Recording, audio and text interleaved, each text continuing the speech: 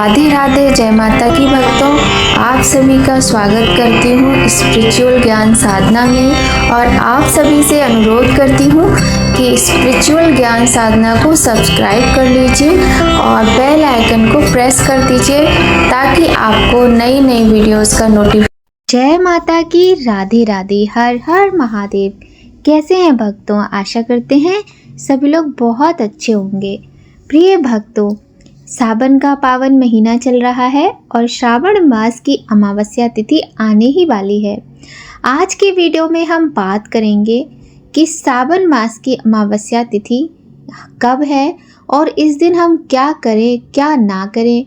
अमावस्या तिथि पर हमें पितरों का श्राद्ध क्यों करना चाहिए। स्कंद पुराण के अनुसार आज हम आपको बहुत ही सुंदर जानकारी देने वाले हैं। तो भक्तों, सावन मास की अमावस्या से संबंधित संपूर्ण जानकारी जानने के लिए बने रहिए वीडियो में शुरू से अंत तक। आइए भक्तों, प्रारंभ करते हैं आज की ये सुंदर वीडियो। सावन मास की अमावस्या इस वर्ष 2025 में 24 जुलाई दिन बृहस्पतिवार को है। सावन मास की अमावस्या को हरियाली अमावस्या कहा जाता है। उदय तिथि के अनुसार ही इस वर्ष अमावस्या 24 जुलाई दिन गुरुवार को है। हरियाली अमावस्या पर पितरों का तर्पण हम करते हैं। पितरों का तर्पण करने से हमारे जीवन में यदि हमारी कुंडली में किसी भी प्रकार का पितृ दोष है तो वह दूर होता है और ये हमारे सनातन धर्म की परंपरा और संस्कृति है। हम सभी जानते हैं कि सनातन धर्म में पितरों का श्राद्ध तर्पण करना बहुत ही महत्वपूर्ण माना जाता है। सावन मास की हरियाली अमावस्या पर हम अपने पितरों के निमित्त कुछ दान इत्यादि अवश्य करते हैं। हरियाली अमावस्या पर पितरों का तर्पण किया जाता है। ऐसा कहा जाता है कि अमावस्या पर पितरों का तर्पण करने से पितृ प्रसन्न हो जाते हैं। स्कंद पुराण में अमावस्या पर श्राद्ध करने के विषय में बताया गया है कि इस वर्ष सावन मास की अमावस्या तिथि 24 जुलाई 2025 की सुबह 2:29 से प्रारंभ होगी और 25 जुलाई को रात्रि 12:41 पर समाप्त होगी। उदया तिथि के चलते 24 जुलाई को ही हरियाली अमावस्या मनाई जाएगी। इस दिन गंगा स्नान और दान का विशेष महत्व होता है। इस दिन पितरों का श्राद्ध करना बड़ा ही उत्तम माना जाता है। ज़्यादातर लोग पितृ पक्ष में श्राद्ध करते हैं, लेकिन क्या आपको पता है कि प्रत्येक अमावस्या तिथि को पितरों का श्राद्ध करना चाहिए।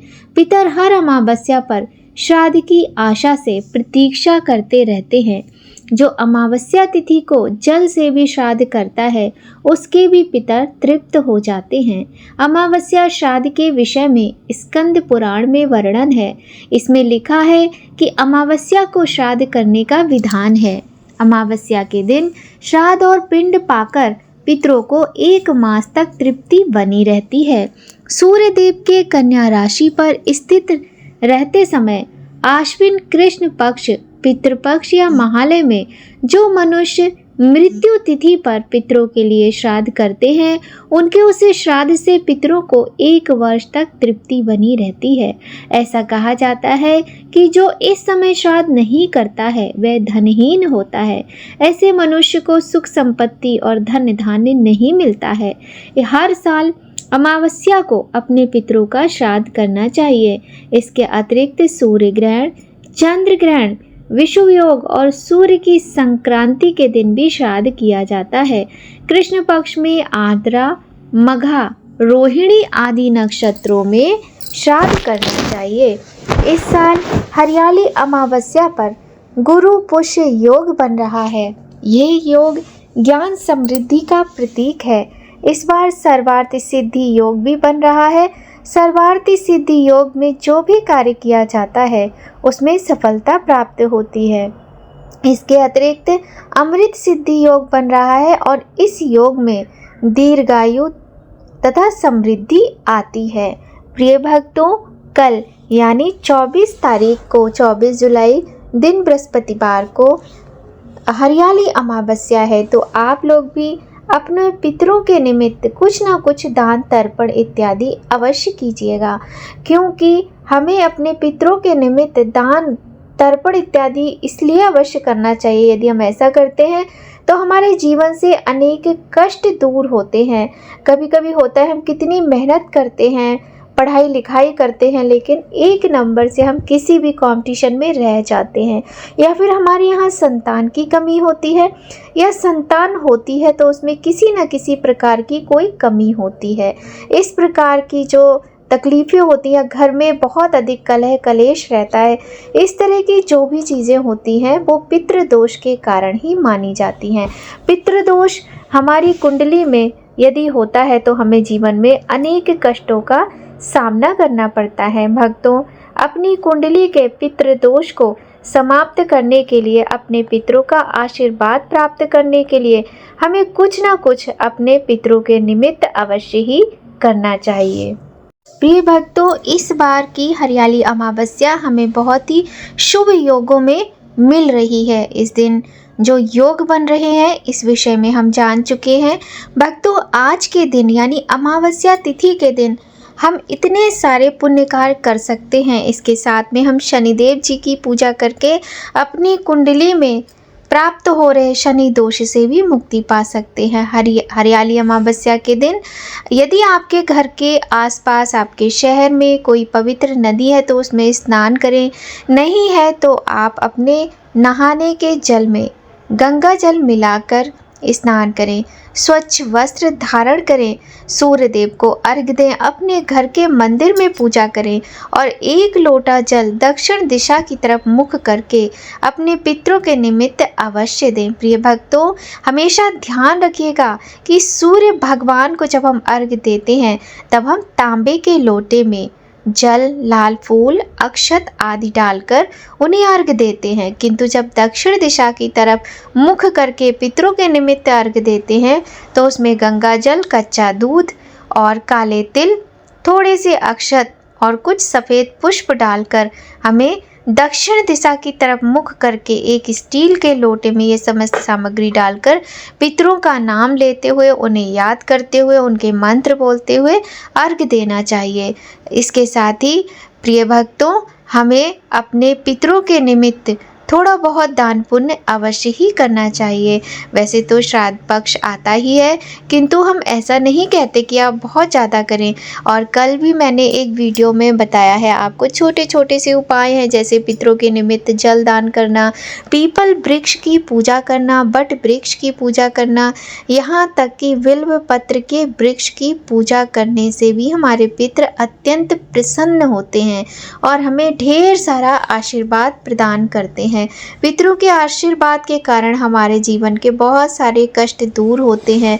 भक्तों, अमावस्या तिथि के दिन आप पितृदोष की पूजा और इसके अतिरिक्त शनि दोष की पूजा, और साथ ही यदि आपकी कुंडली में काल सर्प योग का दोष है तो आप उसे भी पूजा से दूर करवा सकते हैं। और सावन के महीने में पितृ दोष के साथ साथ काल सर्प योग की पूजा का बड़ा ही महत्व होता है।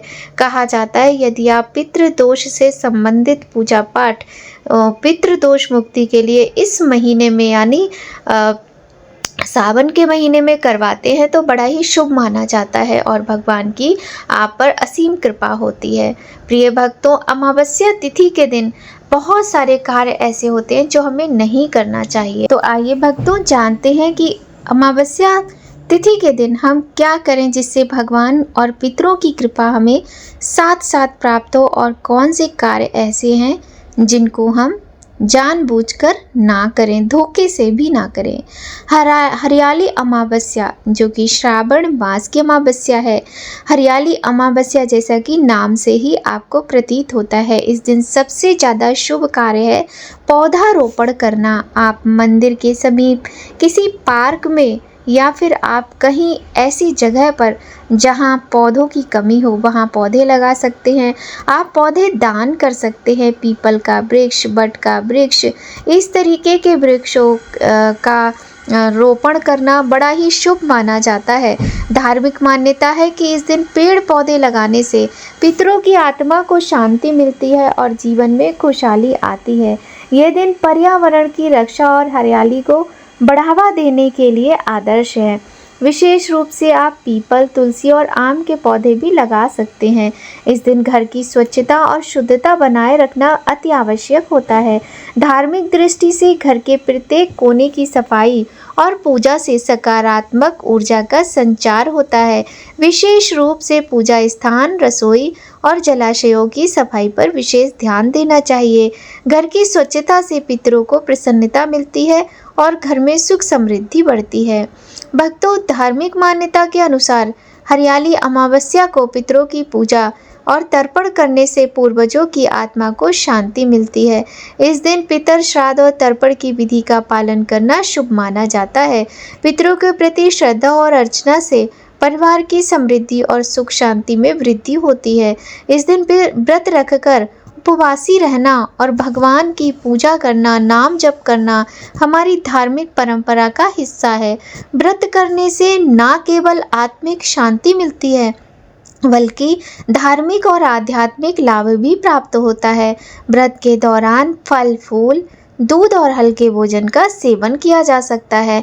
बहुत सारी माताएं बहनें अमावस्या का व्रत करती हैं। उन्हें अखंड सौभाग्य की प्राप्ति होती है। माता पार्वती और भगवान की शिव की पूजा अवश्य करना चाहिए। साथ ही पीपल की पूजा और प्रदक्षिणा करना बिल्कुल न भूलें। हरियाली अमावस्या के दिन दान करने से विशेष पुण्य प्राप्त होता है। इस दिन आप हरे रंग की वस्तुएं भी दान कर सकते हैं और दान से जीवन में सुख, समृद्धि और धन की वृद्धि आती है। भक्तों, आप भगवान के निमित्त मंत्रों का जाप करें, सुंदरकांड का पाठ करें, पितृ चालीसा का पाठ करें, गीता के 7वें अध्याय की कथा सुनें और बहुत ही सुंदर तरीके से आप अपने घर में भजन कीर्तन का आयोजन भी कर सकते हैं। आइए भक्तों, जहां हम इतने सुंदर सुंदर कार्य करके ईश्वर की और पितरों की कृपा प्राप्त कर सकते हैं, वहीं कुछ बातें ऐसी हैं जिनको हम यदि धोखे से भी करते हैं तो हमें पुण्य नहीं पाप मिलता है। तो वो क्या है, आइए ध्यान से सुन लीजिए। हरियाली अमावस्या या किसी भी अमावस्या के दिन मांसाहार और शराब का सेवन करना निषिद्ध है। यदि आप ऐसा करते हैं तो आपको पुण्य की प्राप्ति बिल्कुल भी नहीं होगी, चाहे आप कितना भी पुण्य कर लीजिए। और इस दिन झगड़े और विवादों से बचना चाहिए। धार्मिक दृष्टि से इस दिन शांति और सामंजस्य बनाए रखना अत्यंत महत्वपूर्ण है। झगड़े और विवाद से न केवल मनोबल प्रभावित होता है बल्कि आध्यात्मिक लाभ भी प्रभावित होता है। इसलिए झगड़ा ना करें, घर में कलह ना करें और अपने ऊपर पूर्ण नियंत्रण रखें। किसी को मारें पीटे ना, जैसे बहुत सारे लोग बच्चों की पिटाई लगाते हैं, घर में कलह होती है, ये सारे कार्य आपको नहीं करने चाहिए। हरियाली अमावस्या के दिन कठिन कार्य और लंबी यात्रा से बचना चाहिए। इस दिन को भगवान के पूजा और पितरों के निमित्त सेवा भाव के लिए ही रखना चाहिए। इस दिन पौधों की सेवा करनी चाहिए, नए पौधों को लगाना चाहिए। ऐसा करने से ग्रह दोष और पितृदोष दूर होता है। इस दिन आपको पेड़ पौधों को हानि बिल्कुल नहीं पहुंचानी चाहिए, पेड़ों की कटिंग नहीं करनी चाहिए। यदि आप ऐसा करते हैं तो ग्रह दोष या पितृदोष का भागी बन जाते हैं। भक्तों, अमावस्या तिथि के दिन नाखून, बाल इत्यादि नहीं कटवाने चाहिए और ना ही पार्लर जाना चाहिए। जो माताएं बहनें हैं वो अमावस्या तिथि के दिन पार्लर ना जाएं, क्योंकि ऐसा करने से हमें संकटों का सामना करना पड़ता है। और भक्तों, साथ ही आपको इस बात का भी ध्यान रखना है कि प्याज, लहसुन का प्रयोग भोजन में नहीं करना है। शुद्ध सात्विक भोजन बनाइए बिना प्याज लहसुन का, पूर्ण स्वच्छता के साथ। इस तरह की छोटी छोटी बातों को यदि आप ध्यान में रखते हैं तो आपको ईश्वर की पूर्ण कृपा प्राप्त होती है। अमावस्या तिथि के दिन हमें नए वस्त्र इत्यादि जो हम स्वयं के लिए, अपने परिवारजनों के लिए खरीदते हैं, वो नहीं खरीदने चाहिए। और सावन का महीना चल रहा है तो इस दिन आप माता पार्वती को स्वाग सामग्री अर्पित कर सकते हैं और आप ब्राह्मण को भोजन दान करें, साथ ही ब्राह्मणी को सुहाग सामग्री भी दान करें। ऐसा करने से माता पार्वती की असीम कृपा प्राप्त होती है। भक्तों, आज की ये वीडियो आपको कैसी लगी कमेंट करके ज़रूर बताइएगा। कोई भी एक उपाय आप करके पितरों का आशीर्वाद प्राप्त कर सकते हैं। और हाँ, संध्या के समय अपनी चौखट पर दीपदान करना बिल्कुल भी मत भूलिएगा। आज की वीडियो में बस इतना ही। मिलते हैं आपसे नई कहानी, नई जानकारी के साथ नया वीडियो में। तब तक सभी लोग खूब खुश रहिए, स्वस्थ रहिए, प्रसन्न रहिए। जय माता की भक्तों। राधे राधे।